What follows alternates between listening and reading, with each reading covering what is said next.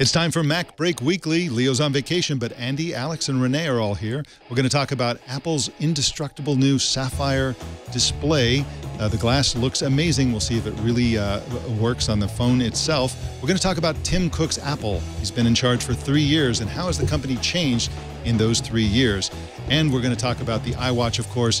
Apple's made an interesting hire, which sort of changes the whole picture for their coming watch and even for the marketing for the whole company. It's all coming up right now on MacBreak Weekly. Netcasts you love. From people you trust. This is Twit.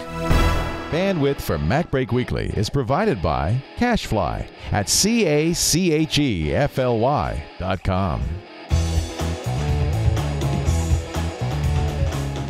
This is MacBreak Weekly, episode 410, recorded July 8, 2014. Please remove your piercings. MacBreak Weekly is brought to you by Audible.com. To download a free audiobook of your choice, go to audible.com/MacBreak. And by Squarespace, the all-in-one platform that makes it fast and easy to create your own professional website or online portfolio. For a free 2-week trial and 10% off, go to squarespace.com and use the offer code MacBreak. It's time for MacBreak Weekly, the show where we cover the wonderful and extremely profitable world of Apple. And with me is the usual cast of characters. I, of course, am not Leo Laporte. I am Mike Elgan, the news director here at Twit, and I'm sitting in for him while he's on vacation, taking it easy. And we're working hard here at the Twit studios. With me is, we'll start with Andy Ihnatko. Andy Ihnatko is with the Chicago Sun-Times, and he's a technology columnist there. And welcome, Andy Ihnatko. It is very nice to be here, being welcomed by you, Mike. Thank you so much, and I was impressed by your extreme knowledge and distaste for haggis before we started the show. So that was an interesting conversation that you all missed. Well, I'm proud of it. I'm proud of it because I've never had haggis. So it's based solely on ignorance and arrogance, which is a very American thing to do just so soon after July 4th. Well, thank you for waving the flag, and I guess that's the right way to do. Eventually, we'll have a food show here. Mark my words, we will someday have a food show here on the Twit Network, and we should have a haggis day where we all wear kilts and talk about food we've never tried.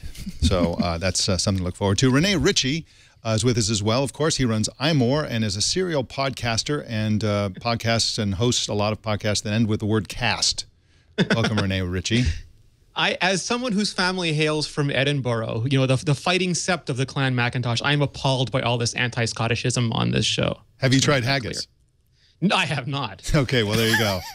I have. Well, it's so you're, you know, you see, Canadians always try to pretend like they're so different from Americans, but you haven't tried haggis either, so. It's too cold here to make haggis, Mike. Yeah, it's a good point. Good point. And it's got oatmeal in it. I mean, come on. Yeah. And also with us is Alex Lindsay of Pixel Core fame, and welcome back to the United States of America. Thank you. And you were in Rwanda celebrating a very, very major event there. Yeah, it was the 20th anniversary of the end of the genocide. So, and basically their Independence Day, which is July 4th as well. Yeah. So, so there's a big event at the stadium, and it's quite a thing. You know, events in stadiums in Africa are much different than here. Yeah. You know, people started. It was amazing. We walked out while we were working on camera angles with our camera operators, and the event doesn't start until 11 o'clock in the morning. The people start coming at 6. Yeah. So they're all the whole stadium is full by 8, and then they all just start singing.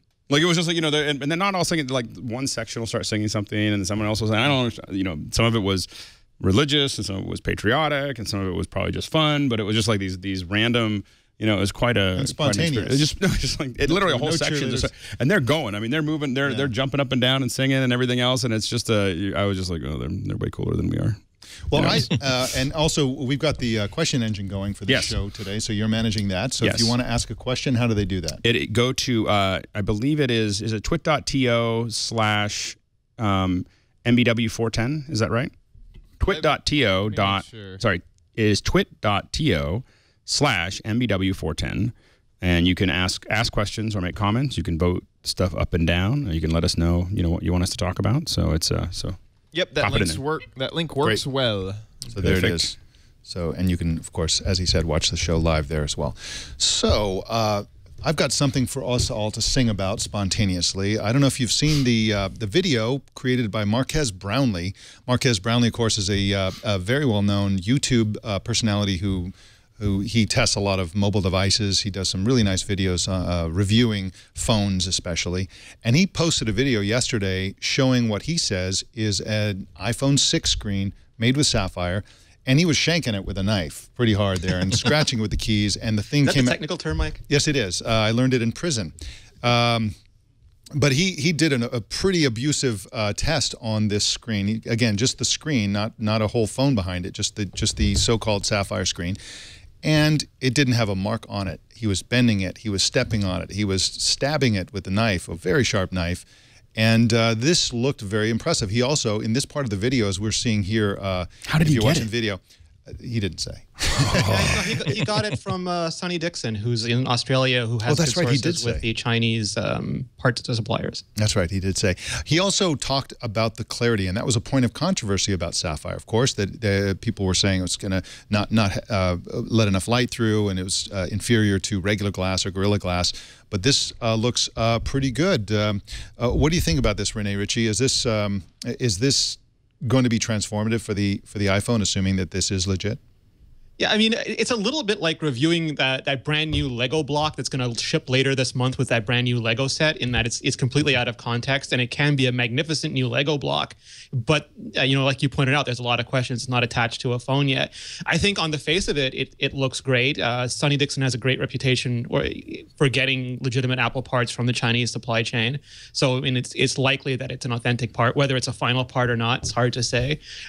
But sapphire glass, I mean, a lot of experts have said for a long time that is where we need to go to have the sort of large size, thin size, strength and flexibility that we need. And based on Marquez's test, it looks like we're getting that.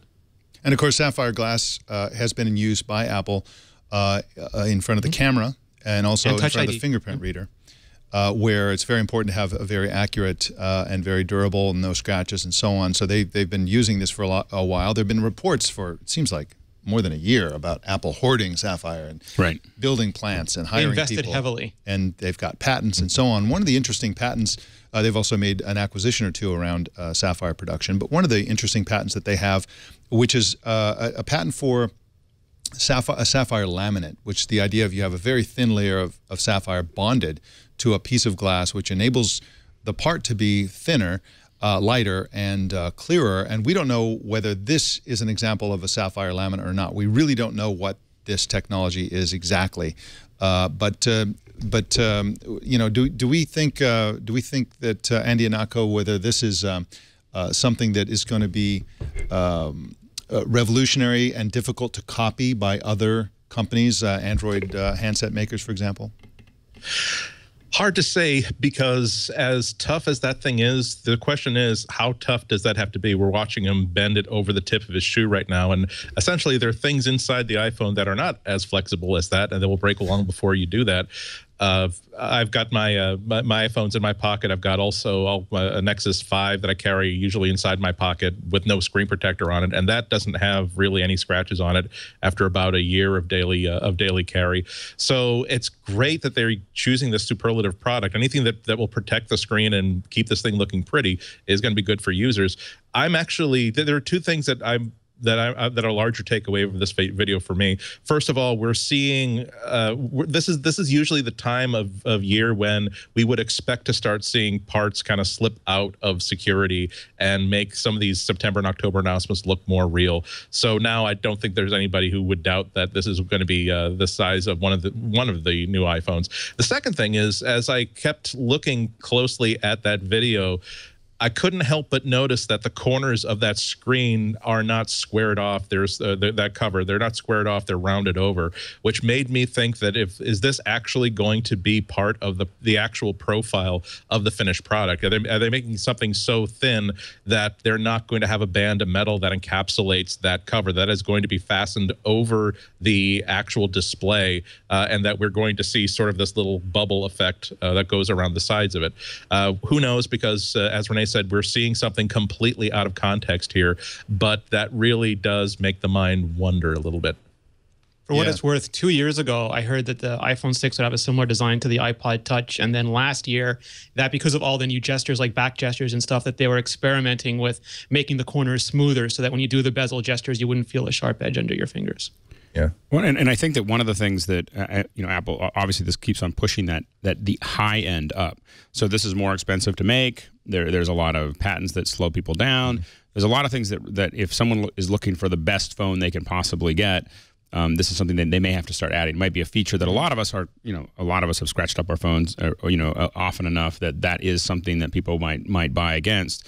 And you can, a lot of the reports out in the last week have been about how Samsung is basically getting squeezed between Chinese manufacturers and Apple. Where you have low end stuff coming up, and Apple really looks like it's very focused on maintaining the top of the heap by continuing to add those technologies and making everybody else fight for the rest of the market, which might be but is lower margin. I just hope that this is a feature that will actually present itself to the users, because phones are different. You can spend all this time and all this money engineering a beautiful design with all these cutting edge materials, but most people are still just going to slip it into a cheap $14 Hello Kitty rubber case, and so so none of that work that you put in is going to actually present itself to the user. So that's why, again, cool demo video. This is something that you would expect to see from Apple, but again, I wonder if a year from now we're going to see that people actually care about this cover. Apple, one of the few things that Apple does during their keynote presentations that I think is kind of a misstep is that they will spend a lot more time than is necessary talking about this new welding technique or talking about this material they put into it.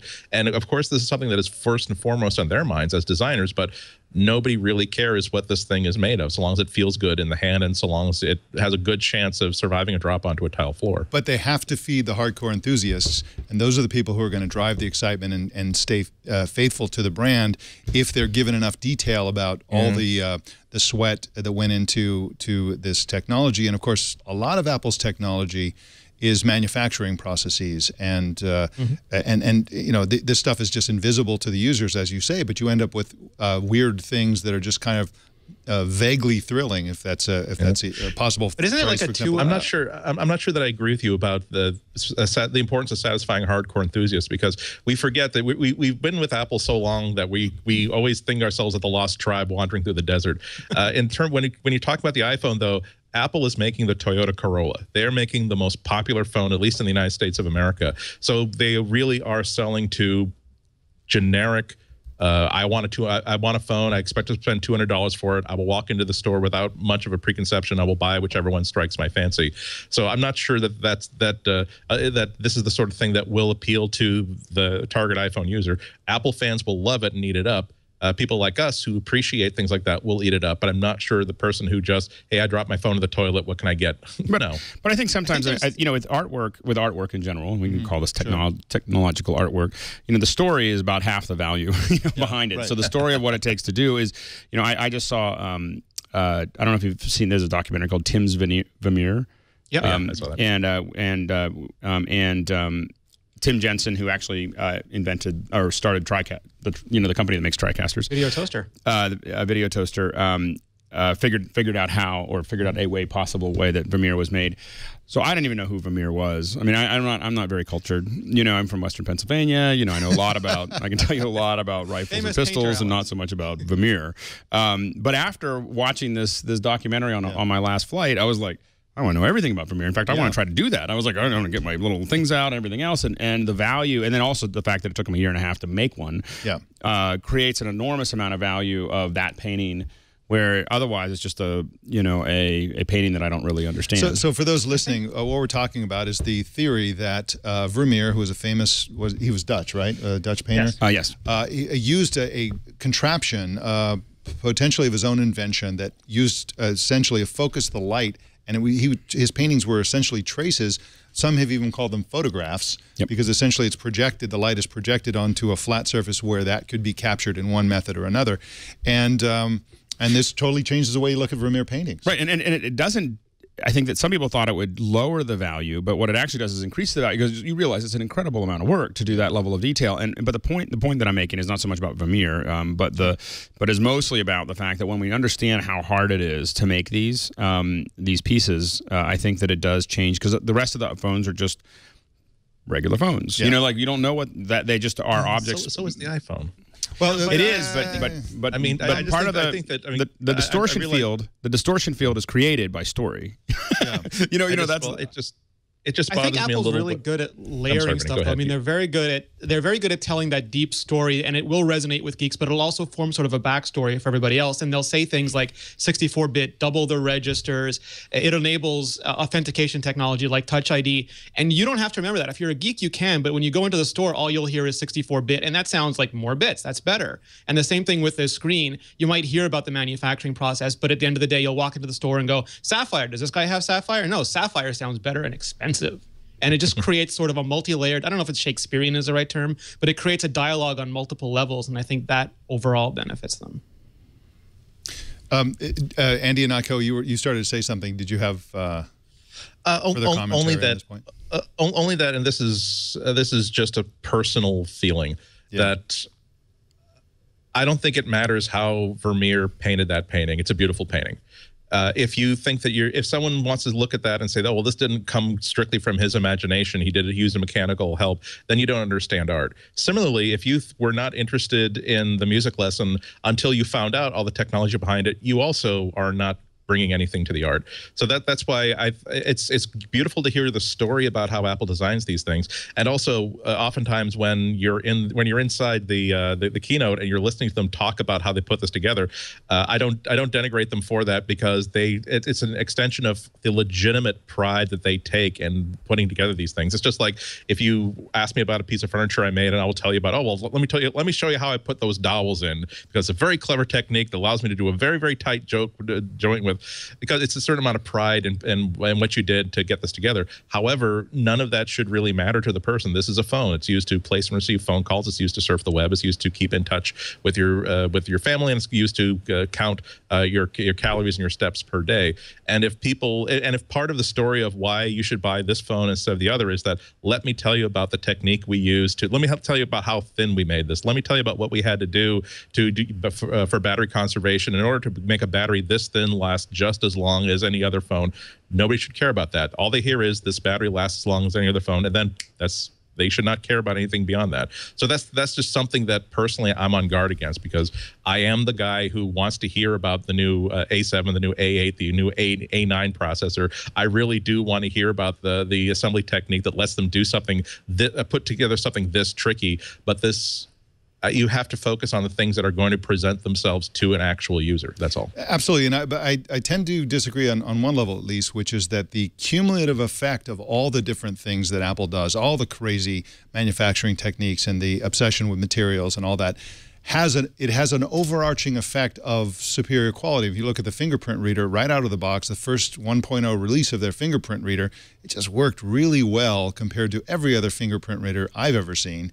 You have really nice materials. I mean, you don't have this sort of thing. This is my Moto X, which I dropped yesterday, a half an hour before I saw that Marquez video, and I thought, boy, wouldn't that be great? I mean, there's a spectrum of possibilities with Sapphire. One end of the spectrum is the bad news, which is if Corning is right, the people who make Gorilla Glass, that it will affect the battery life. It'll be a dimmer display. It'll create problems for the screen quality. Because they have nothing at stake. Yeah, exactly. That's right. Exactly. And it's a competitor, essentially, to Gorilla Glass, theoretically.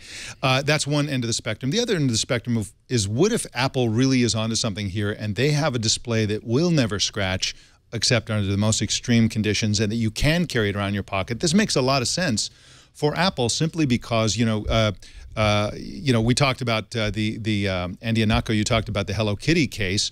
What if they make a big deal at the announcement of this thing? What if one of the signature attributes of this device, of this phone, is you don't need a case? Apple says flat out, you don't need a case for this. We want you to carry around the naked phone in your pocket with your keys and your change and your sharp knife, like, unfolded, and you can stab it like Marquez Brownlee, and it won't scratch ever. And, if they make a big enough deal about that, that is a signature issue. I mean, you look at how much effort they put into design, and then nobody ever sees these phones because they have Hello Kitty cases on them, or they're scratched up because they're an iPhone 5 and the metal scratches off, and they don't look that good in that case either.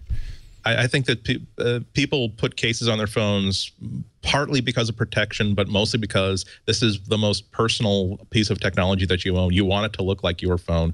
It's not that you want to protect your phone. It's just that you want people to know that you like Hello Kitty, or that you couldn't get the Pandaba cover when he went to the Sanrio store.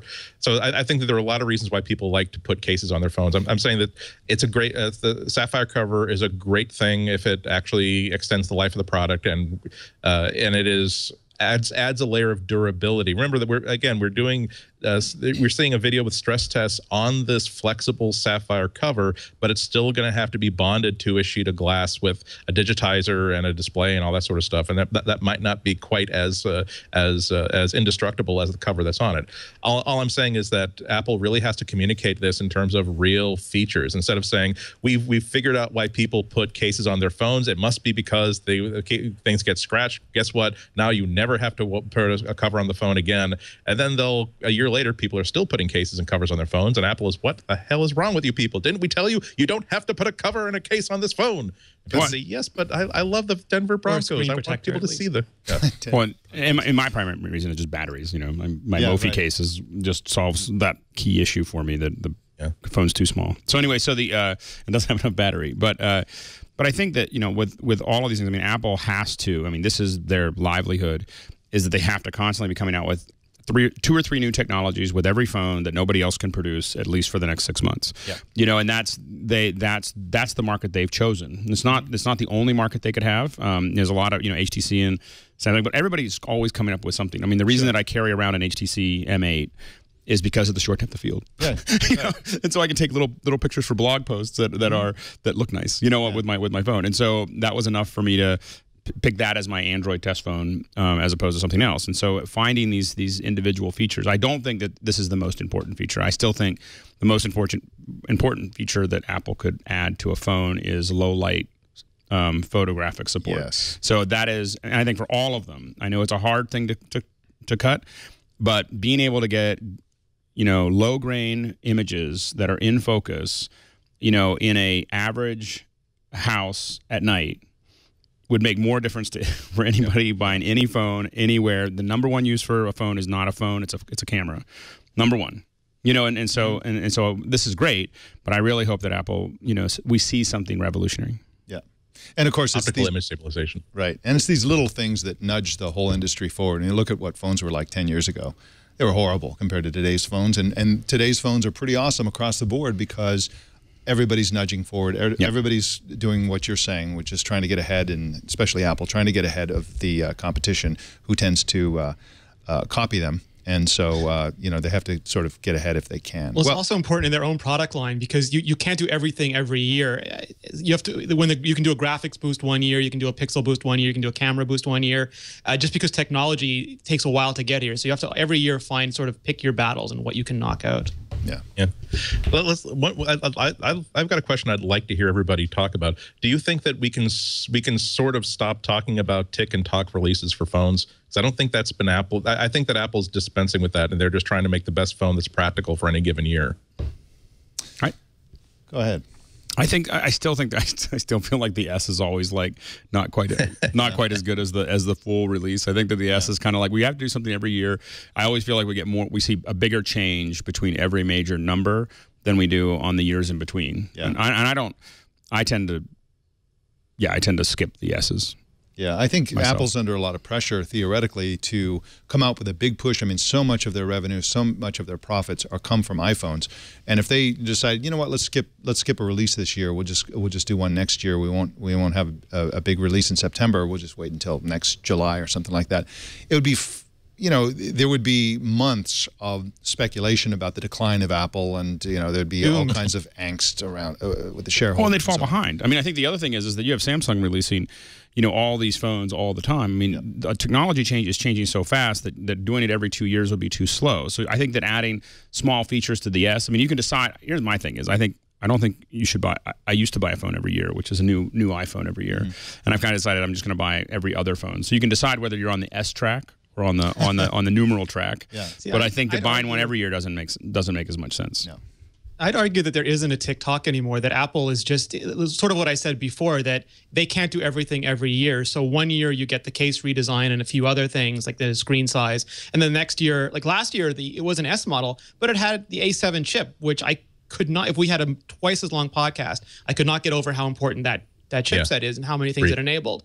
And we had, you know, new camera technology, and we had the new ISP in there. There's a Touch ID. There was a lot of stuff internally, and it's not visible. Maybe people on the outside don't see it. Maybe they just see, oh, this year it comes in gold. But I think Apple, sort of, as big as they are, they're still resource constrained, and they need to, again, pick their battles every year. New case design this year, new chipset, or some other new technology next year. And I think that one of the things that's important is the fact that Apple, I was talking to a manufacturer that makes a lot of the cases specifically, and they said the fact that you get a lot more accessories for the iPhones than you do for a lot of Android phones, because it only iterates once a year. Yeah. You know, they said it's really frustrating for an accessory manufacturer to have the Android market is very, very diverse, and it's changing constantly, and they're making all these little changes to the same one, and it creates a lot of consumer confusion. It's very hard for them to build, tool everything out for all of these different phones. Whereas with an iPhone, it's easy for them, and they make them for both. I mean, they make them for Samsungs, and they said, but by far they sell a lot more because they only have a yearly cycle that they have to make adjustments for. Yeah, and the monkey wrench. And I would say that one of the key features of the iPhone design is the fact that they've gone for this revolutionary thing where it's just it's a monolith. It's square right angles, everything, and that allows you to do accessories like this. They allow you to do accessories like the Allo clip. That would be so difficult to do if you had really complicated rounded edges to it. I really hope that they stick to that, because I do think that that a phone is really just a frame that delivers the phone features that you then put into whatever thing you want to carry around in. Of course, the monkey wrench in Apple's desire to stay on top as the most profitable consumer electronics company in history is China, which presents a couple of issues for Apple. One of them is a huge opportunity. There's so many people who could buy iPhones in China, and of course, a huge amount of their growth is going to happen in China. And the Chinese handset manufacturers are coming on strong and have already taken their toll on Samsung. We got the Samsung release, and Samsung's already talking about to reduce profitability in the future because of these upstart companies in China producing high-quality phones that are very inexpensive. So Samsung's being squeezed on the high end by Apple and on the low end by all these Chinese manufacturers, and to a certain extent in the middle by the same manufacturers. So Apple's really got to own the high end if they don't want to follow Samsung down the hole. I think a lot of us travel. I mean, I travel a lot around the world, and one of the things is still, no matter there's a lot of people that use different phones, but the cultural icon is still the iPhone. Yeah. You know, like the people who can get one, generally, have one in a lot of these emerging world countries, and so I think, but part of that is Apple continuing to tell that story and continuing to have that be the thing that they go for the high end. Of course, they could go for the entire market, but I think it's just too hard. I don't think Apple's built for the low end. I don't think they can do that. Yeah, and nor should they. Well, let's move on to another story. I mean, there was a really interesting story by Daisuke Wakabayashi in the Wall Street Journal. Did you practice that 10 times? I did practice it. Well, we talked about it on the show earlier today. In fact, we interviewed Daisuke this morning. I was so impressed. Yeah, thank you so much. I actually studied Japanese in Thank you for drawing the curtain, allowing us to see the wizard behind it. Yes. Some people like us. Some people like the magic. I'm sorry, but everybody was thinking it. You know it. Anyway, so this guy with the hard-to-pronounce name wrote this article in the Wall Street Journal talking about Tim Cook's version of Apple, and sort of addressed the question that I think we've talked about on this show before, at least we did when I was a guest on this show a couple of times, which is that how different is Apple without Steve Jobs? How different is Apple under Tim Cook? Tim Cook is a completely different person. Of course, with Steve Jobs and Tim Cook together in the company for several years, that was the dynamic duo of the visionary dictator on one hand and the amazing sort of manufacturing and operations guy on the other hand. And now the visionary dictator has been gone for 3 years. He stepped down as CEO 3 years ago, I think in August. And Tim Cook's been running the show by himself, and the company seems to be changing faster as time goes on. And so, it was a fascinating article, and I wanted to know what you all thought about that. Rene, Ritchie, what did you think about this article? I mean, is he right? Is this really a much kinder, gentler Apple, friendlier to employees, friendlier to the environment, friendlier to shareholders, and, just a warmer, fuzzier Apple? Well, I think, and I love his writing, I'll say that up front. I think that the biggest thing about this article to me is that the mainstream is beginning to get a story that people like you and I and Andy and Alex on the show have been talking about for 1.5 years, if not 2 years already. Going back to when Tim Cook reorganized Apple, it was absolutely clear that this was going to be Tim Cook's Apple. It was, that he could not have put a bigger, better flag in the ground for that. And I think everything that's followed since then shows, sort of the direction that he's going with Apple. I'm happy that the mainstream media is recognizing this now. I'm not sure if 2 years is a good amount of time, or if it should have been earlier, or thankfully it's not later. But the biggest thing I drew from this was just I thought his comments about the board of directors was apt, because given what Tim Cook has done with the management team, and given what he's done with events like WWDC and how he's managing things internally, the board of directors is sort of like the last big institution in Apple that doesn't have his fingerprints on it. Right, he wants to expand the board, right? He and the people who are currently on the board have been, most of them have been sort of hanging on to the chair that they sit on for many years. For over a decade, yeah. Yeah, and it's essentially they're Steve Jobs loyalists. And so the idea is to sort of expand that. One of the things that's really interesting about that is that it was a board that Steve Jobs needs. And as much as all these articles keep saying Tim Cook is no Steve Jobs, Steve Jobs did exactly what Tim Cook is doing. Steve Jobs was not good at logistics, and he was not good at supply chain, and he was not good at operations. That's why he got Tim Cook, and Tim Cook has singular skills, and that's why he's getting the people he's getting, because he wants them to complement him the same way he complemented the skills that were at Apple. So that to me is 100% normal. Yeah, absolutely. And I think it definitely, just as it says in the article, it definitely illustrates the whole revolutionary versus, leader. I mean, someone who's going to lead the revolution, someone's going to lead the country is two different people. And I think that Apple could not have gotten to where it is without Steve Jobs pushing that envelope. But to continue to grow and be the company it is, I think that Cook is perfect for that. Yeah. As far as building that out, because I think most of us have heard the stories of Steve. Yep. Absolutely. So and so he's a pretty intense guy. He quotes a former employee as saying that, quote, Steve was a wartime CEO while Tim is a peacetime CEO, unquote. Right. But I'm not sure that Apple is no longer at war. I think that they're facing all kinds of challenges, and one of the benefits of one of the reasons Apple came from the brink and rose to become the most profitable consumer electronics company ever is that Steve Jobs was a visionary, and he was a singular kind of personality within the company who could just dictate things. Mm-hmm. Nobody can dictate things anymore. Now, they talk. The article talks about Tim Cook as a consensus builder, and everybody likes that. That sounds like a great thing, but if you talk to anybody who's tried to do something really, really hard, like create a consumer electronics device. Right. Hawkins, who created the original Palm Pilot, they will tell you need somebody to just crack the whip and say, no, it's going to be like this. We don't care how many engineers think we should have 10 more buttons. There's going to be 4 buttons, period. Mm-hmm. You need somebody to say that kind of thing. And this is the question: is Apple the kind of company that can move forward and compete? But I think part of that was an acknowledgement that there isn't going to be another replacement. It's not going to be that way, whether we want it to be or not. I mean, obviously, we didn't choose to not have Steve there. So the main thing is that it is, you're going to have to find that. And if you don't have that singular person that people are going to follow, you're going to have to find another, solution. And it seems to me that Apple is changing much quicker more recently. So the two big things that Apple's done recently that I think are super uncharacteristic of the company. The first one, of course, is the acquisition of Beats Electronics, which I don't, this is something would be unimaginable, I think, a couple of years ago, at least for me. And the second one was the Pride video that was released yesterday.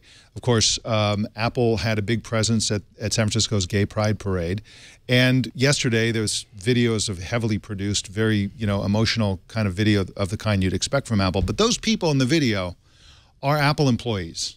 When have you seen Apple employees being presented as get to know us? We are these warm and fuzzy people. We are people. This is a very un-Apple thing to do. Well, but the thing is, Apple has to. They have to show up for these kind of cultural things, because otherwise, they're also competing not just for consumer electronics, but they're also competing for employees. With Facebook, with Google, both who had large presences in many of the Pride parades. So and they don't want to be seen as non-progressive. Because that affects the people that they're looking for. It's going to affect that, and so I think that, and I think that he did it from a genuine perspective, but those are the kind of things that Apple, that I think that Steve didn't think that was necessary, right? For them to do, and that he understands now that they don't have, when you don't have someone that everyone just wants to go work for, you do have to think about all these other bits and pieces. Absolutely. And of course, there's the environmental aspect. I mean, Apple has been criticized heavily by environmental groups for many years for their environmental record. And again, the message seemed to be a few years ago from the Steve Jobs version of Apple. Look, we're okay on in the environment, but the important thing is we make these great products, and that's how we help everybody. We make fantastic devices. Nowadays, Apple seems to be really pushing to become much more environmentally friendly. This was addressed in the article that we're talking about. And in fact, yesterday, I think we learned that they are investing $55 million in a new 100-acre, 17.5 megawatt solar farm to have cleaner energy for one of their data centers. I think both Apple and Google are competing to be the first company that is off the grid. Like, to say we're off the grid, we're a completely renewable resource. Self-sufficient. I think that, because both of them are investing heavily in that. A lot of other companies are too, but I think that because I think someone wants that notch. Yeah. Of saying that we're completely growing long bushy beards, and now we're designing our own flags. We're stockpiling weapons. Exactly. That's right. Don't try as a mass delight. It's not just that they're worried that the entire energy infrastructure in the United States is completely broken. With the spaceship campus would be a great place for the zombie apocalypse. There's there's underground bunkers. There's all kinds of things that you can do. So that's where I'm going. Well, I think the thing is you could shut all the outside doors from World War Z. Yeah. And you could just be inside. Right. Hopefully they'll use sapphire as the glass around the outside. That would be absolutely fantastic. Like WALL-E, it can go into orbit. Right, exactly. That's right. We're going to find out. So one other point in this article that I thought was kind of interesting is he pointed out as one of the, on his list of reasons why Tim Cook is a warm and fuzzy person is that he's more willing to share attention. So one example of that, of course, is that he hired, he essentially is a kind of acqui-hire of Beats Electronics, and so now we've got these towering personalities from the music industry who are now executives at Apple, at least ostensibly, Jimmy Iovine and Dr. Dre. But the other one is that he pointed out that at the most recent developer conference, he allowed Craig Federighi to dominate the stage. And I wonder how much of that is Cook sharing the attention, and how much of that is Federighi being groomed to be a successor. Is that a possibility there? What do you think about that? I don't really think so. Tim Cook is a young person. He's got a lot of time in that seat if he wants to stay there. He certainly has the success that means that he's not going to be leveraged out of that seat if he doesn't want to leave it. I think it's mostly because I think that he's smart enough to have learned the lesson of some of the bad things about having such an iconoclastic figure as the CEO. Anytime we talk about any of these articles that talk about the post Steve Jobs era of Apple, which has been going on for at least 3 years now, maybe the mainstream press should not worry so much about this anymore. Maybe this is an old issue. As much as I'd like to talk about that sort of stuff, I also have to acknowledge that this is a problem of Apple's own making, because if the public and if the mainstream press have been taught that Apple was Steve Jobs, and Steve Jobs was the visionary that led to every single thing that happened correctly, and nothing good would have come out of Apple if not for Steve Jobs personally having hands-on, hip-deep, wading into every single project. That's the message that they were sending correctly or incorrectly by having him front and center with every single one of these presentations. Remember that during later Apple Steve Notes, we would actually sort of count the amount of stage time that Steve would get, and we'd be concerned when he started handing things off to other people, and we started, is his health taking another turn now? Why is he not talking about this wonderful feature about editing photos right now? So I think that Tim, I'm guessing that Tim, or at least the people who are in charge of Apple, are at least smart enough now to know that they should not let that happen again. Because if they allow the public and investors and the other parts of the community to think that Apple Computer is all about Tim Cook and Tim Cook's vision, that makes it that much harder for the next CEO, whenever he or she comes, to fill those shoes again. They want to create the impression that Apple is a large, vibrant company full of lots and lots of people, most of whom you will never hear of or see on a stage. But it's part of the stew that makes Apple work is each one of these tens of thousands of people, or 10 or 15,000 people that contribute to every single product that they make. And my understanding is that it's actually quite simple. I don't know if this is 100% correct, but it's actually quite simple. They want the best person on the stage for every segment. And often that would have been Steve Jobs, because you have Steve Jobs at your disposal. You'd be crazy not to use him. He is the master presenter's master presenter. And now you have sort of roles, and Tim Cook has taken the role. He's not the it just works guy. He's not the one more thing guy. He's the this is what we believe. He's Apple's core values. And he comes up at the beginning, in the middle, and the end, and he states why Apple is doing what he's doing, and then why it's doing what it's doing. And then he hands off to someone like Craig Federighi, who's going to talk about the technology, or even Chris Latner is going to talk about Swift. And they really want to make it about the show and not, not one personality, because there is no longer that one personality. Well, and I wouldn't be surprised if they're not constantly rotating these, like who the people are that lead one of these keynotes. I would be surprised if. I think that they're going to constantly rotate, because I think that this happens in every company. We do a lot of streams for a lot of big corporations, and you do end up with this thing where suddenly the CEO is not showing up as much, or the CMO, or someone else, and suddenly everything's wrong. And it's not this, and it's not just that everyone thinks there's something wrong, but it actually throws off the entire pace of the event by having somebody there for 3 or 4 years and then disappearing. And so I think that constantly churning this and building up lots of personalities to do that, I think makes a lot of sense. And frankly, if you look at the Surface 3 event, or you look at some of the Samsung events, they do not have at least they're not presenting their best foot forward with the people presenting this stuff on stage. And Apple's lucky that if you have a Federighi or a Schiller, you want them up there, because they make a great showcase for your product. Well, in just a sec, we're going to talk about the upcoming iWatch. I know you guys are sick to death of this topic, but there's a new wrinkle in the whole development and the whole chronology of the iWatch that I'd like to talk about very briefly. But first, we're going to take a break and talk about one of our sponsors, which of course is Audible.com. I've been an Audible user. I like to say that I think I've been an Audible user longer than Leo. I think I've been an Audible user since about 2000. Back in those days, it was a physical device that you bought where the service was actually incidental that came with the device. But in any event, I love Audible.com because it enables me to read books that I would never have the time to read otherwise. I do a lot of hiking and trail running and driving and just walking around. Housework, dishes, whatever, and it enables me, if I'm not listening to podcasts or netcasts, I'm listening to books, and I've read many, many books that are just so wonderful because the actors who read them really bring them to life. Audible has more than 150,000 downloadable books. These include all kinds of things like literature, fiction, nonfiction, periodicals, you name it. Audible.com is absolutely awesome. And I was reading about this book earlier today, I think in the Times. It's a book called I Said Yes to Everything. It's a brand new book by Lee Grant. Now, Lee Grant is an Academy Award-winning actress who was on the blacklist, the Hollywood blacklist, for 12 years. She was in Valley of the Dolls and Shampoo. She had quite a kind of a crazy life during a crazy time, and she wrote this book that is all about it. And you can listen to this. And this can be one of your free books, so you get 2 free books when you sign up for Audible.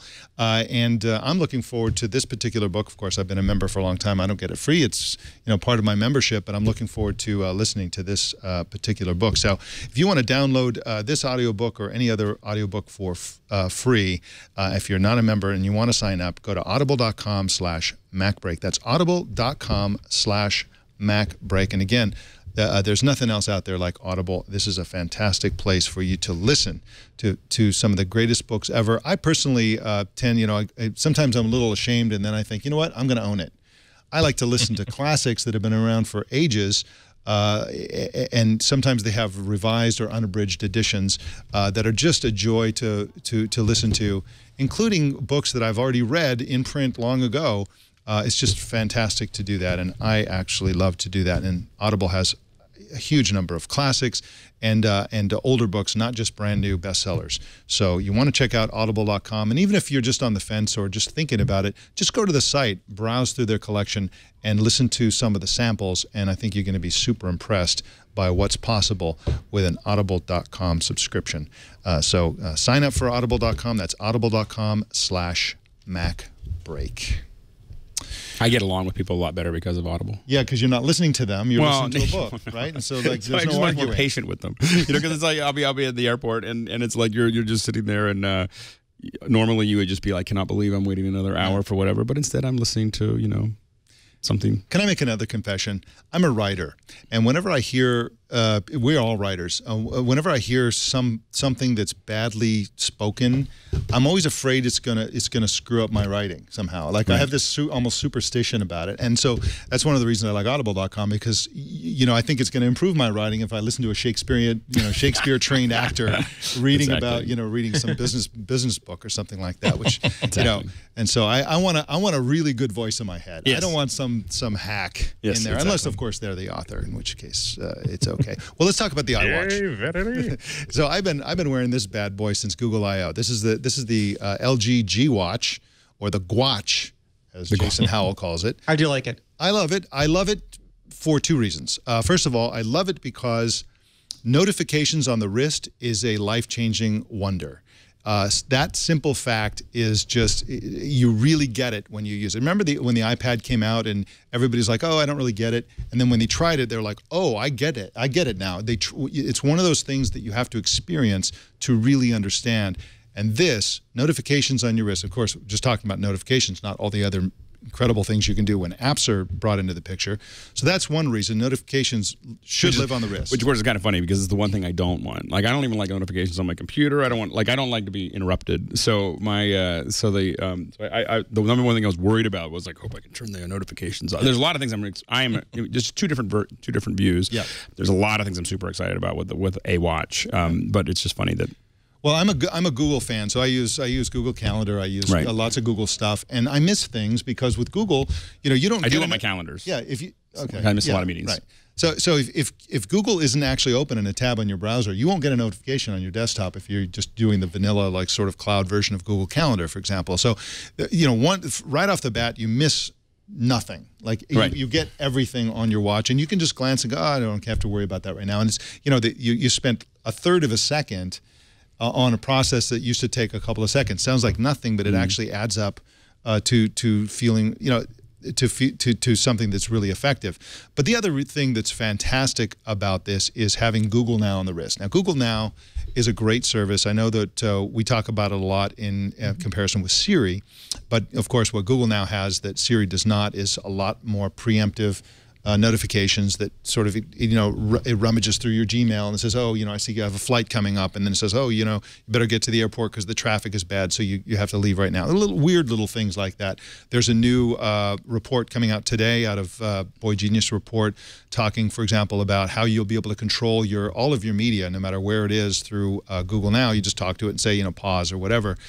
And that kind of functionality, the wrist is the right place for something like Google Now. It's going to be an incredible place for Siri. And long battery life. I mean, part of the reason that I can't have something that's constantly connected is that I'm constantly charging my phone. Yeah. And so and just maybe I'm the only one that has this problem, but I feel like, an iPhone lasts about half a day, and so I'm constantly trying to figure out where I'm going to plug it in, so I don't always have my phone, with me. Well, the bad news is that now you have to constantly charge your phone and your watch. So now, well, just a question, but I think that a lot of people have been talking about 1 week, or 3 or 4 days of usage between charges, and I think that's part of the key. Yeah. This thing is a day, but that's not the wrinkle that I referenced earlier. The wrinkle is that Apple has poached, as they say, an executive from a Swiss watch manufacturer, Tag Heuer. His name is Patrick Pruniot. I think I'm pronouncing that right. You're in Montreal, Rene. Ritchie, am I pronouncing that correctly? Pruniot, I think. Okay, let's go with your pronunciation. That sounded a lot better. And what's interesting to me about this is they're not hiring a genius designer engineer who knows how to design watches. They're hiring somebody whose specialty is selling watches in the luxury marketplace, not selling watches through Best Buy, not selling watches to gadget freaks. I don't know if they make any watches that cost less than like $2,000. Yeah. I think that watch company, I think everything is. But what does this hire say about Apple's intentions, if anything? Definitely not looking at bargains. Yeah, it really does change my thinking. I mean, we've talked about the prospective Apple wearable so long that just during the show, I've come up with the idea that I really want to write a column that's just simply the Andy Ihnatko talks about Apple wearables bingo card. All the squares that I will definitely hit, and if we talk long enough about it, and one of the squares in the card is that I don't see them making. I would suspect they're making something closer to an affordable fitness band than an expensive premium watch. But this hire really kind of upsets that. that because, as you said, these are not. They didn't buy. They didn't hire some guy off a Swatch. They didn't. They didn't hire some guy whose job is to import millions and millions of cheap Chinese watches and put NFL logos on them. They did get someone who knows how to appeal to people who are willing to spend hundreds, if not thousands, of dollars on watches. The only thing that sort of tempers my confusion about this is that this is a recent hire, and maybe they're bringing him on board for phase 2 of watch production, as opposed to whatever they're planning to announce later this year, if anything. But yeah, it is a significant wrinkle, and that makes you sit back. If you don't smoke a pipe, go out and buy a pipe and some pipe tobacco, so you can lean back. If you don't have a beard, grow a beard so you can puff on the pipe while you stroke the beard, and think about what this means for Apple wearables in the future. I'm going to do all that immediately after the show is over. To Andy's point, I mean, when Apple doesn't release products, like the iPhone was not a product; it was a product line. The iPad was a product line. They released the first version, the original iPhone, the original iPad, but they were working towards the Air. They were working towards the iPhone 5, and I think a lot of what we'll see with the watch is similar. Why there's all these different hires. Like the iPod was the original wearable. It just doesn't run iOS. It's not connected. It can't do anything in a modern Internet of Things environment, and whatever Apple's working on for wearables is going to exist in that environment. And if there is a range of products in a few years, I would not be at all surprised, nor would I be surprised if they run the gamut from a really high-end Mac Pro, top-of-the-line iPhone 5S style device down to more reasonable things, maybe not an iPod Shuffle sort of a reasonable thing, but something absolutely more accessible. And of course, this hire comes as the latest in a series. They hired Burberry CEO Angela Arendts some time ago, the former head of French fashion brand Yves Saint Laurent. Am I saying that right? I don't know. Yves Saint Laurent. Yves Saint Laurent. Thank you. I watched Project Runway. That's the only reason why I know how to say that. Okay, thank you. His name is Paul Deneve, and so they're going high end on all of these hires, and it all seems to be around the fact that Apple is approaching this like this is not a gadget. This is fashion. And and I think a larger question is it all, are they hiring all these people just for that, or are they hiring them because this is the direction Apple's going, is sure. Wearable, fashionable electronics, is like a Beats.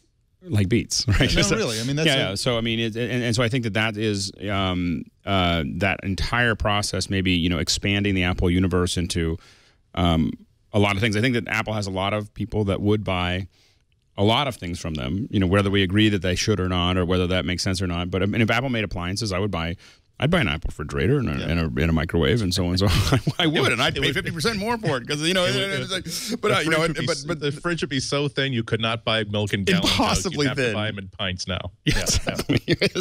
You'd finally go metric on the heels of Apple. But I think that when you look at how do you take one of the largest companies in the world and continue to grow, I do think Apple is going to have to move outside of iPhones and iPads and computers. They're going to have to start looking at all these, do the same thing that, carefully, hopefully, but, the same thing that Samsung does and Sony does and everything else, which is that there's a wide variety of things that you can buy from them. I think they'll do it slowly, but I think bringing all these people in, I think they're basically getting the mind share of some of the best marketers when it comes to upscale marketing. They're basically hiring everyone that knows how to do this well. Yeah, and that was the interesting thing about that article we talked about earlier, and Gruber pointed this out, is that for years we've been hearing that Tim Cook hasn't done anything. He's not moving fast enough. There's no new products.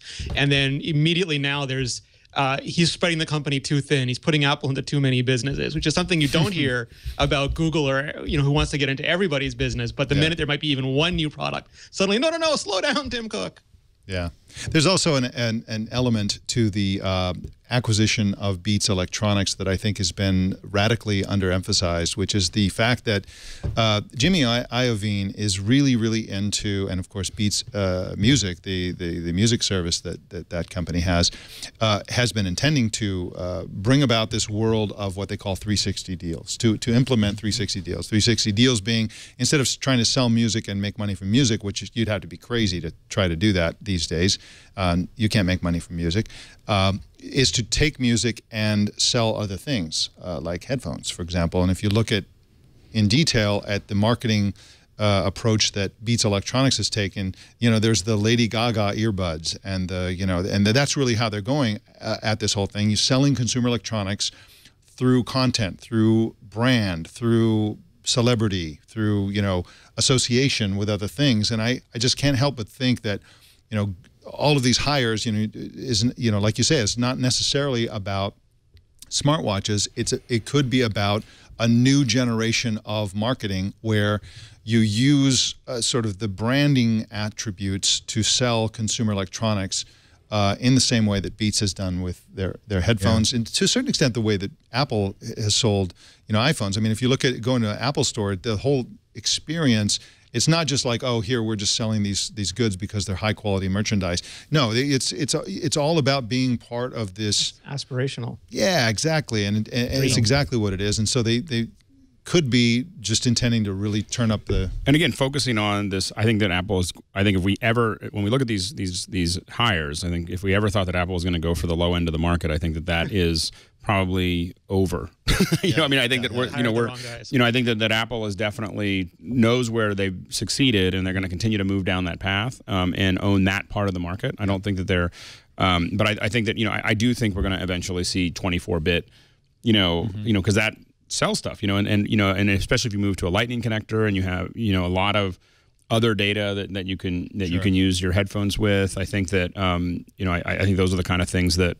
And before we think that 24-bit isn't important, we just look at the Kickstarter that for the is it the Pone? Is it the anyway the Pono player? Pono player. Yeah. There's enough people interested in that. That want the whatever that is. The extra. They want and some of it's completely ego-driven, and some of it is actually useful. And I just go ahead. One of the enduring maxims about Apple is that their most important product has never been an iPad or an iPhone or a Mac. It's always been Apple itself. And I think that it's interesting to think about what Apple thinks that they have to do in order to get to the next level of their existence, because there's so few tech companies that last 10 years, let alone 20. And now they really are. I think their eyes are on the prize of just being one of those brands that always exists.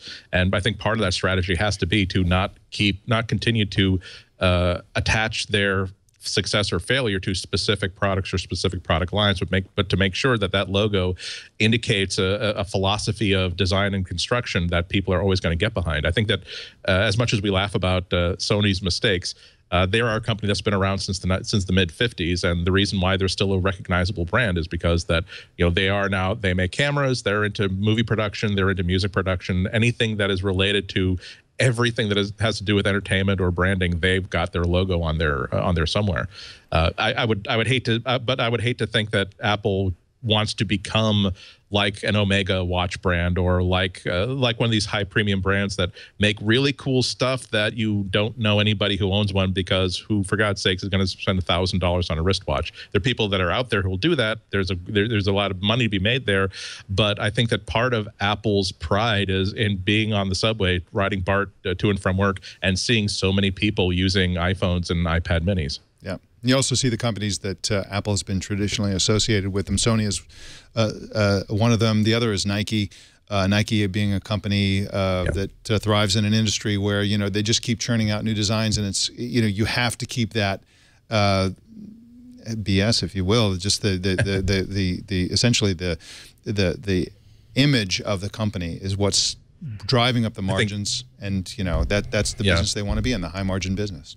Nike is a great example, because think about there are so many. Nike actually often does ads that don't even promote any products. It's just, here's the logo, here's music, here's music behind the logo. Enjoy the swoosh, enjoy the logo. I'm not sure if Apple would ever become so empty that they would do, hey, look at our logo rotating in 4D space. Enjoy it with your new 3D perspective glasses. But I think that that's the sort of place where they would need to go if they want the ability to launch products based on their logo. Again, it's not just hype. Although as an aside, this is the second time I wanted to bring that up. Interesting that a lot of us have been to China, have been to like the counterfeit market, and you see the Apple logo on so many things, even like flip phones that have nothing to do. You think that you're going to see nothing but iPhone clones, but no, you just see people just want to have a back illuminated Apple logo on whatever phone they're going to use, and that's the sort of strength that I think that I don't think Apple is proud of the fact that people might care about the logo and not care about the engineering and the design, but they definitely want people to associate that logo with whatever it is we're about to show you. Be prepared for it to be very new, very exciting, very well designed, very well made, and as importantly as any of those other things, a product that we, Apple, absolutely stand behind and believe in. It's not just China. I was at the farmers market locally here over the weekend, and there was a guy making handmade cutting boards in the shape of the Apple logo. And by the way, the iPad makes a great cutting board as well. It doesn't scratch. The new Sapphire one's going to be great. Oh, it's going to be fantastic. I can't wait.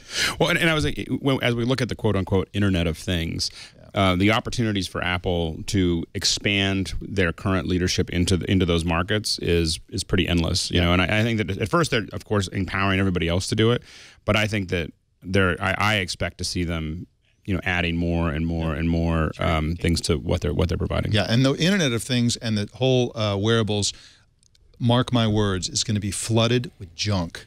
The smartwatches, this time next year or 2 years from now, there's going to be 1,000 different smartwatches you're going to buy. They'll average $50 each. And Apple has to rise above that. They can't just get in there and just be another device. They have to have the high-end. Let's point out that Samsung... Things about, sorry, Eddie.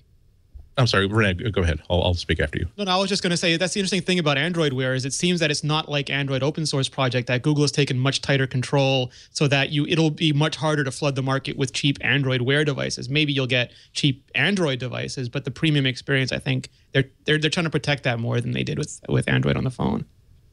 I think they could even be taking sort of the being influenced by Apple in that regard, because it's not just Android Wear, it's Android Auto.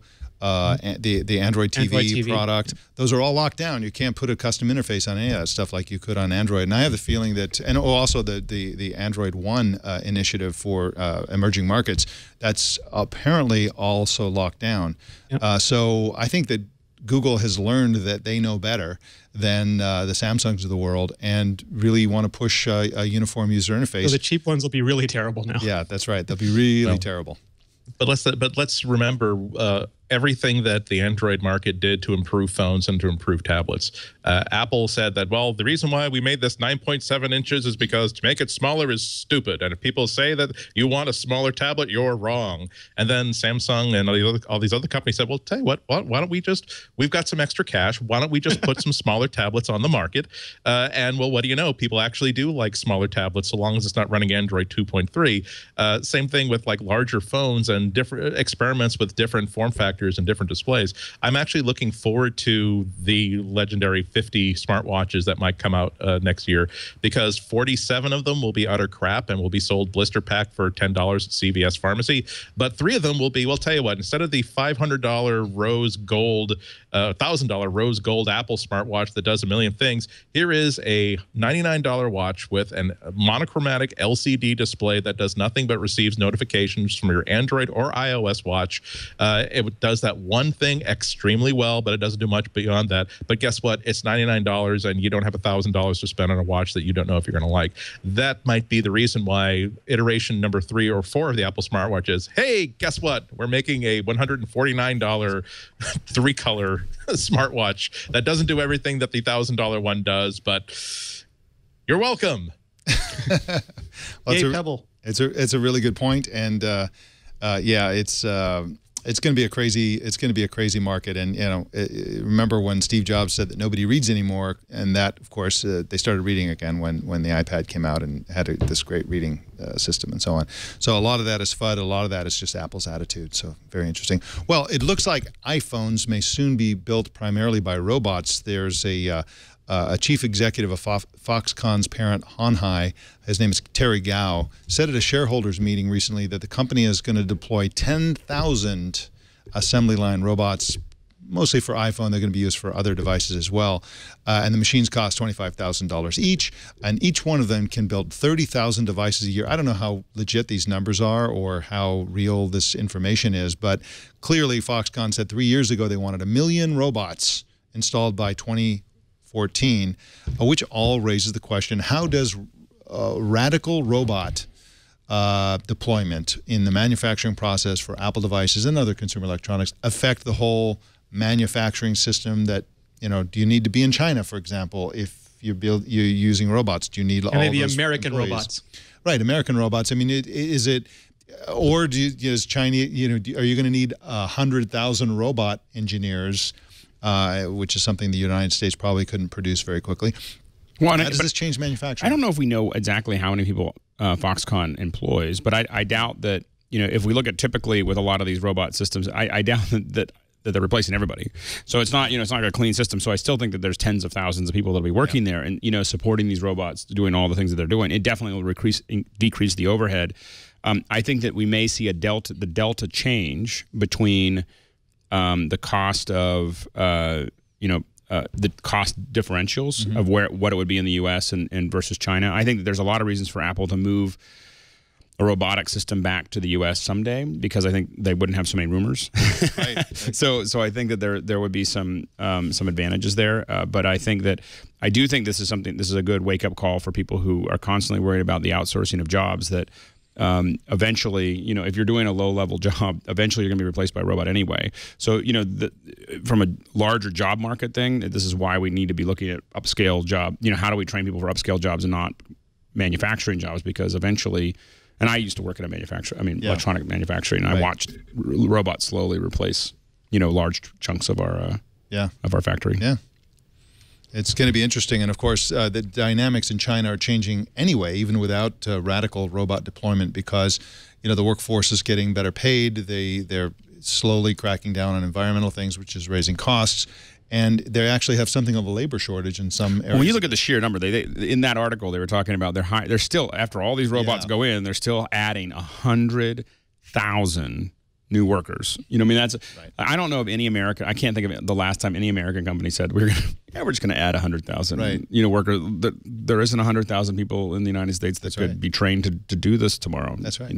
And I have the feeling that the alternative to manufacturing in China is not necessarily manufacturing in Silicon Valley or something like that. The alternative is often going to be Mexico or Brazil or. But a lot of the why China does this is not. Specifically in that location with Foxconn is not just because of the cost, it's because of the scale. It's Foxconn's ability to add 100,000 people and have a system for that. Yeah. I don't think that's replaceable.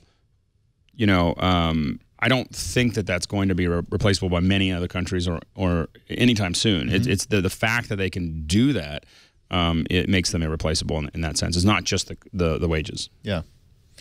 And do we think there's a trend toward trying to move manufacturing? I've heard people write this, and I've always been kind of like, that doesn't. I'm not sure that that's a trend. But Mac Pros are being manufactured in the United States. The Sapphire plant is in the United States. Is Apple increasingly building things in the United States, or is that just a couple of? I think there's a lot of tax. The problem is that there's a lot of tax reasons not to build everything in the United States, and so I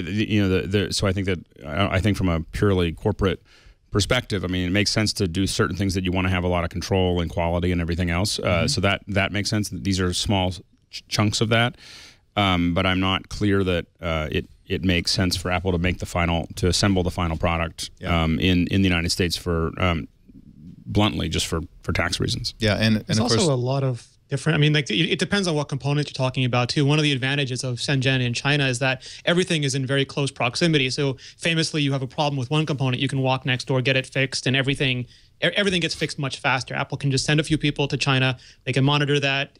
But certain components, like the Gorilla Glass, has been manufactured in the U.S.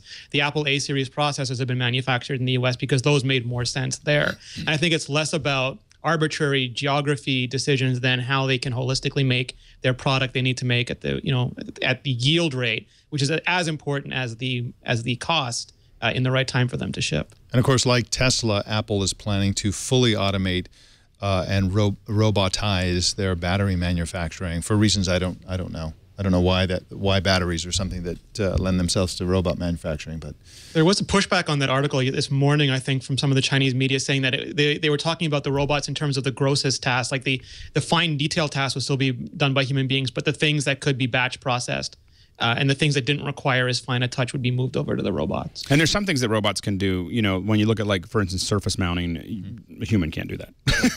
Right. So when you get to certain miniaturization and so on and so forth, the robots allow you to do things that you just simply, can't can't do with a person. And I think that there are some things, definitely the final fitting and the final things that'll take there'll be another decade before robots do it. But definitely we're going to get to a point where you have a small number of people managing a large number of robots. Yep. Yeah. There's another line that comes to mind that, you teach a worker to install a component in a phone, and you employ them for the life cycle of that phone. Teach the person to program the robot or maintain the robot that installs that component, and you employ them for life. That's the Shenzhen version of the Teach a Man to Fish. So what are you going to do? And you don't want to tell a Foxconn worker that, you mean that I could spend my day just fishing and eating the wow, what am I doing working here outside with That's right. Well, then you just tell them that, oh, well, realize that you will be fishing in China. The air is a lot cleaner inside this factory, believe me. Even though it's toxic. Yeah, it's interesting world they're building there. And one final point is, what's a robot? I mean, modern factory equipment these days is robotized, it's automated, and a lot of this is Foxconn bragging about how high-tech they are. Well, in just a sec, we're going to get to our picks of the week, but first I want to tell you about the greatest place in the world to build a website. I'm talking, of course, about one of our sponsors, which is Squarespace. I've been using Squarespace for many years. I built multiple websites on Squarespace. Excuse me. And this is a fantastic site because they really nail all the key points of building a great website. The first one, of course, is design. They have 25 beautiful templates for you to start with, and you can go in there and just use their easy-to-use tools to tweak and change your design. You can change the typography, you can add pages, you can add functionality, and one of the key things that you can add is e-commerce. If you need to raise money, if you need to sell things on your website, all subscription plan levels at Squarespace support e-commerce now. So you can, if you have a wedding registry or you want to raise money for your nonprofit, or if you just like selling stuff, it's easy to use, easy to set up, and again, it's at all subscription plan levels.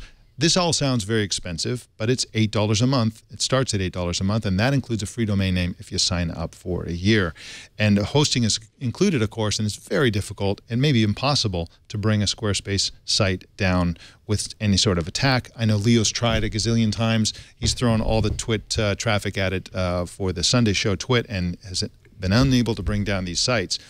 Very importantly, Squarespace is mobile ready. They're mobile ready in two ways. The first is that as somebody who's managing your website, you can use their Squarespace metric app for iPhone and iPad to check site stats like page views, unique visitors, social media followers, and that sort of thing. But it's also mobile ready from the end user's point of view. Squarespace will automatically sort of redesign your site on the fly if somebody's looking at it with an iPhone or any sort of phone or tablet or a laptop or whatever. It'll always look right for the device people are using to look at your site. So start a free 2-week trial with no credit card required and start building your website. When you decide to sign up for Squarespace, make sure you use the offer code MacBreak to get 10% off and to show your support for MacBreak Weekly. And we thank Squarespace for their support of this show. And remember that a better web awaits, and it starts with your new Squarespace website. My number one proof of this? Yes. Familiarlight.com. Okay. Check it out. This is my sister's site. Okay. My sister's a great photographer, and but she's not super technical. You know, she knows what she needs to know about what she does, but she is the best photographer actually that I've ever met. And so she puts up this thing of her family, talking about taking pictures of your family and friends and pennies for some reason. I don't know why the pennies are up there, but she put, you know, this all took like her putting this together, and it's not a very complicated site. I understand that, but it is something that someone with no technical web background just kind of threw together, and it totally works for her, posting those things up without any really any technology. She did it all by herself, and she just told me when it was available, so she didn't even ask for any help. And you say that's your sister? That's my sister, yeah. All right, well, I'll see your sister and raise you a niece. Oh, there we go. My niece's website is joyarose.com. And that's JOYAROSE.com. And she just put this site up, a Squarespace site, I think a couple of weeks ago or something like that. She's a designer. She's just starting a business for different types of design. And again, you know, very talented with physical media. Right. But not a geek, even though her father is actually a software developer. But she's not really that interested in messing around with a website and writing HTML code. Yep. And, it ends up beautiful, and she loves it. It's easy. and she has control of it. That's for creative people. That's very important to be able to have control without having to get It's all WYSIWYG. You're figuring it out. That's and you can add a lot to it. So both like the Pixel Core website is all Squarespace as well, but we've got lots. We injected custom code into it where we wanted to, where it didn't have everything that we wanted, but most of it is all WYSIWYG that we can change anytime we want. Not that we do very often. But it's a whole other story. All right. So when we do the picks of the week on this show, who usually goes first? Whoever you tell to go first.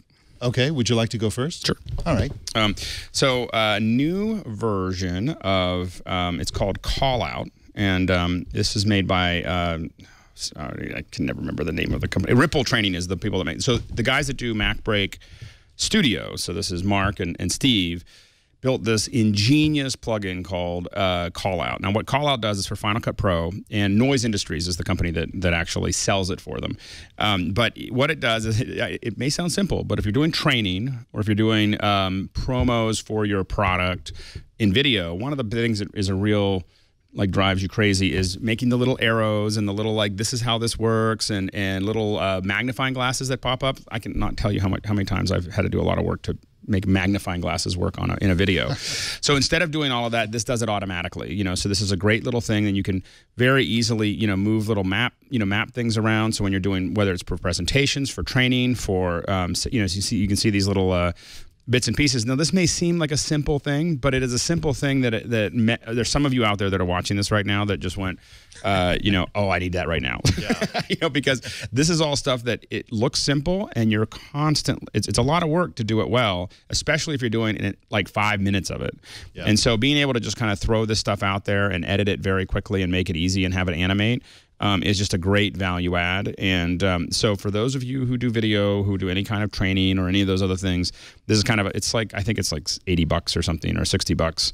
And it is, worth every, you'll get your return in like the first project. So anyway, but that's called Call Out 2.0, and the Noise Industry sells it. Wow. That looks really great. It's awesome. Yeah. Andy Ihnatko, what do you got for us today? Simple, damn simple thing. This is a phone/tablet stand called Stump Stand that, believe it or not, I was given as a goodie bag item a couple of years ago. But as things tend to do in my office, they tend to go into a box or a shelf until I'm poking around saying, I need something to do this. And then belatedly last month, I realized that this is probably one of the nicest tablet stands you can get. It's about $25, but what it is it's perfectly designed. It's made out of heavy rubber. You can actually feel that it's got some weight to it. So not only the weight and the rubber means that it's just not going to slide around. The other great thing about it is that look at the profile where it's got this little notch cutout thing, sort of two-stage thing. Another thing I don't like about many of these stands is that they're good for this one thing that you have at the time that you bought it, but then a year passes and now you switch to a different phone, or you put your phone in a case, or you switch to a different tablet, and now this thing is no good anymore. But this one, it's so flexible. Here it is on an iPhone 5 without a case. Here it is with a Nexus 5 with a very thick case put into it. Here it is supporting a nice thin tablet without a case. Here it is with the iPad Air inside its case, so you don't have to take it out of that case in order to stick it on your nightstand. And actually, you want to be really silly. Here it is on the Kindle Fire HDX inside its case, not even opened. And believe it or not, you can get it inside you can get it inside there, at least if you turn it around the right way. And you don't have to, the great thing is if you're using this as like a desktop thing or even as a nightstand alarm clock, you don't have to remove your phone or your tablet from your case in order to use this thing as a stand. It's not going to get knocked over. It's going to support the full weight of the thing.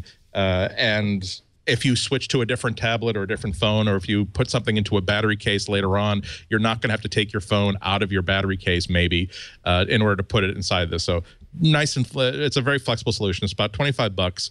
Which is not a whole lot of money, not cheap, but it's right in the middle of the bandwidth. But I like to think of it as the cost of the 4 $15 stands you will buy over 2 or 3 years, because you don't have to keep replacing a stand every time you replace your hardware. Fantastic. And how much was that again? It's about $25. You can go to stumpstore.com. That's where they've got like all the fashion colors, but you can get it at Amazon, pretty much anywhere else. It's been around for a few years, but they've it is still an active product, as I nervously checked this morning before choosing it as my pick of the week. They're doing the typical like Apple thing where, yes, it looks the same, but let me tell you about the differences we've made in the manufacturing. That's fantastic. Very Apple-esque. And that is a huge problem. I have a little stand that I use for my iPad, and then I've got a new case, and then it doesn't fit anymore, and then it's like now you have this piece of junk paperweight that you can't use for a really bad reason. So that looks like a really super great product. Rene, Ritchie, your pick of the week.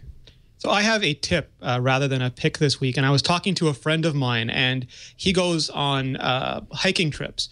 And one of the things that he did is, because he has an iPhone 5S with Touch ID, is he registered one of the guide's fingerprints on Touch ID just because it was at a rather precarious, almost dangerous area. It was a highly advanced hike. And he was worried that if anything happened to him, you know, there might be some trouble. So he wanted to make sure that whoever was there could get into his phone. You know, you could make emergency calls, but he wanted, you know, the right contacts to be accessed, and he wanted to have a higher level. He trusted this person, so he wanted to have a higher level of access for them. And previous to this, you'd have to share your 4-digit passcode or your alphanumeric password with them. They'd have to remember it. Maybe they have several to remember. And then when you want to take away their access, you'd have to change the passcode or password. Then you'd have to remember the new one. And now it's as simple as registering a fingerprint and then deleting it when you're done. So I started looking around for similar stories. And, you know, there are some families who previously didn't protect their device at all because it was inconvenient in the household. And then if there was ever a burglary or something got lost, the device was just completely not protected. Anyone could get into it and do anything they wanted with it. And with Touch ID, they can register their fingerprints, their partner's fingerprints, kids' fingerprints. If they're worried about if they're worried about their kids buying stuff on the store, you can toggle that part of Touch ID off. But they could make something that their kids could get into if they needed to, again, to make an emergency, to get emergency contacts, or just to watch a video or play a game if they're traveling. And I even heard from somebody who uses it in business because they have a small team, and previously they'd have to change the password on the device that they were using for, I think it was order processing or order taking or something, anytime someone left or moved in the team. And now they just register and deregister fingerprints. So it's really become this, you have a lower level of security, but because of stuff like Touch ID, the convenience factor has greatly increased. And I think soon with iOS 8 and, you know, Touch ID is going to move to other devices like iPads, I think it's going to be really beneficial because you'll have individual apps and also a wide range of devices that'll be just that easy to have security on, but grant or revoke access whenever you want. Sounds awesome. Absolutely awesome. Well, my pick of the week this week is the Dodo case. Now, I know what you're thinking. You heard about this. This is an old product. And, of course, this is a high-quality case made with bamboo and canvas and stuff like that. I got this as actually a Father's Day gift from my son, Kevin. And I originally had a Dodo case for my first, I guess it was the iPad, when it was sort of like rumored, and then you could pre-order it, and a year later I got it, and I finally got my hands on it. I was one of 10 people in the universe who had it. It was this big deal, and there was a lot of press around the Dodo case and the company back then. And you know, the hype kind of dies down. Lots of other cases get into the limelight. But this, having revisited this is for my iPad Air. This is a beautiful case, and I've also, in exploring this, learned a lot more about what the company has been doing in the last 4 years, I guess, since this thing has been around. So just to review what this case can actually do, I don't know if you can get the camera on the table here, but of course this is, let's put that in there. You set it up and angle it up like that if you want it like that. You can also tilt it back using the using this thing. This little plastic bit right here, if you can see that, holds it up in a different, you know, if you're going to do a presentation mode. I won't demo that. But this is a super high quality case that will really protect it, and it looks really nice when you're carrying it around. Now, what I discovered about the company that they've been doing since, and I don't think it gets a whole lot of press, is they have custom cases that you can just go in there and pick all kinds of colors, and you can do sort of map inserts and book bound style, and you know, all kinds of really great stuff. And this is made here in San Francisco in the Bay Area. It's a really high quality company, and when you have a MacBook Air, I bought into the whole thing with Apple. When they came out with the MacBook Air, they said this is the thinnest tablet ever, and our little case, the little magnetic case, is the thinnest way to protect your iPad. I hate that cover. It's just horrible. One of the reasons is that I have a metal desk and it's magnetic, and when I try to pick up the iPad, I get the iPad goes with me, and the case stays behind. But the other reason is if you don't get if you want to put it up for you to use it for typing or whatever, if you don't get the magnet fully engaged, the thing just collapses. Right. And I've dropped my iPad. I gave up on that case a long time ago. It's terrible. This feels like what you want with an iPad Air because it's high quality, it's fully protected. You can carry it around. You know, like you, I travel a lot. Right. Go to some places where you have an iPad. You're walking down the street with an iPad. It's a big deal. And you don't want it to be a big deal. You can walk down the street with this and it looks like a boring ledger or something like that. So it has a concealing quality to it. These range in the mid-60s to the 70s, depending on whether you get the custom or the generic. They have, again, lots of colors. They have metallic colors, even though they're not metal. They're copper and things like that. Beautiful cases, high quality, and they're exactly what you want when you have an iPad. Because you can take it anywhere.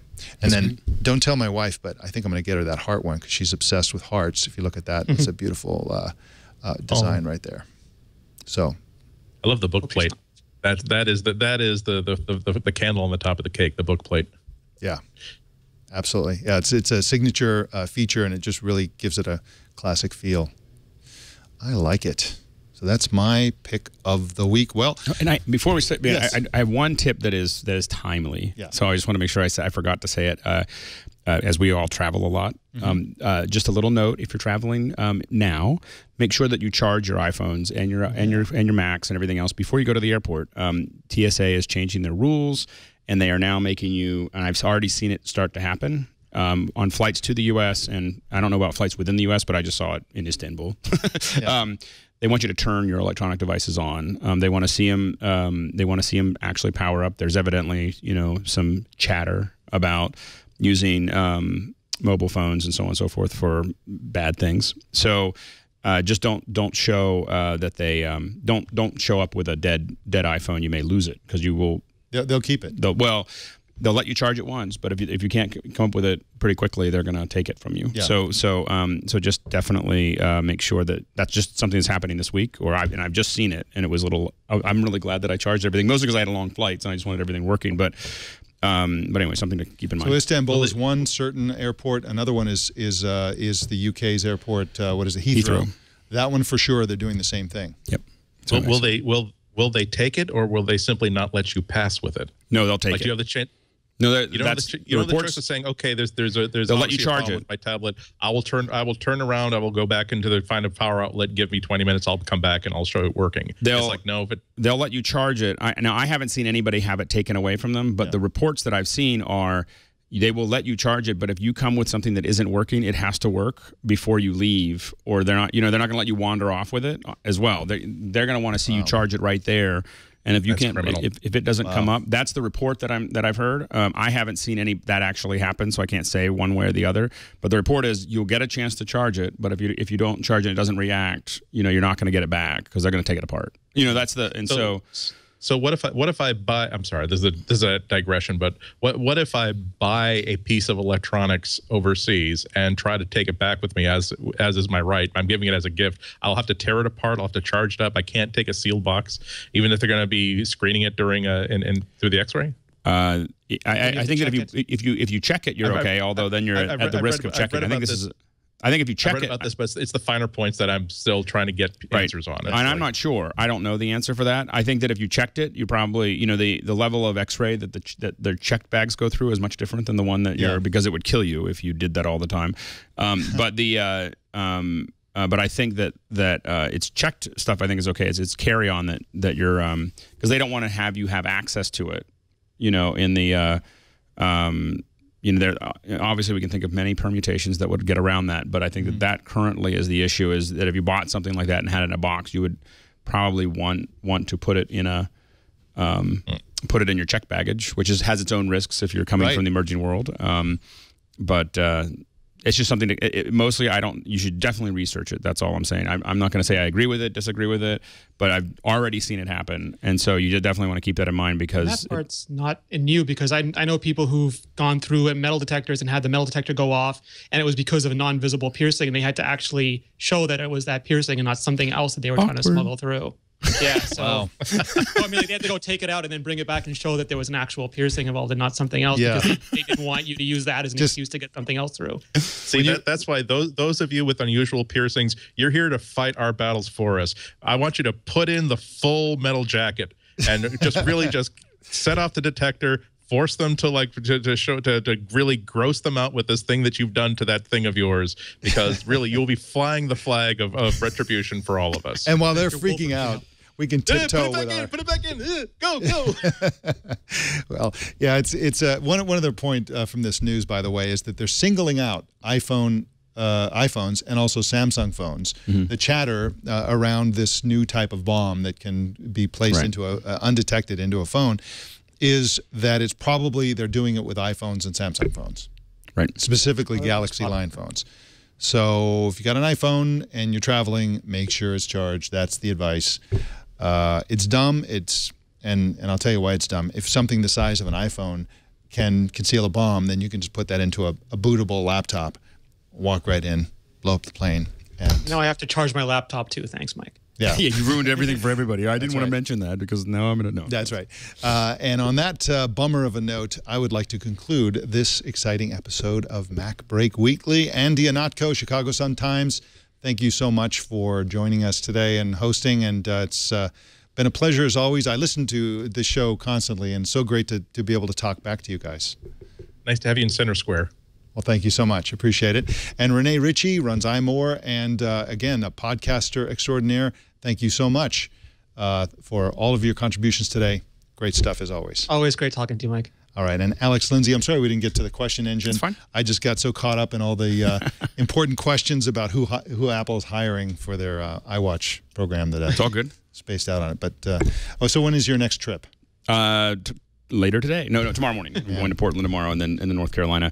I theoretically will be on something that looks like a vacation next week. So, but I'm going to try to connect from Cape Hatteras, North Carolina for MacBreak. We'll see what kind of connection. I'm tempted to take our satellite dish just to see if it'll work. You must have some serious miles on your card. I'm stacking them up. That's amazing. Well, I want to thank all the miles. Yeah. So I want to thank all of you, Andy Ihnatko, Rene Ritchie, Alex Lindsay. My name is Mike Elgan, and thank you, all of you out there, for tuning in to MacBreak Weekly. We do MacBreak Weekly 11 a.m. Pacific, 2 p.m. Eastern. That's 1800 UTC, I think, every Tuesday right here on the TWiT network.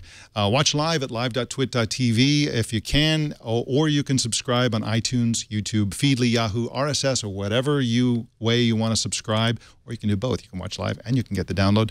Choose your favorite way to subscribe at twit.tv/TNT or wherever fine podcasts are posted. And now I get to say the signature line that I hear so much. Get back to work. Break time is over.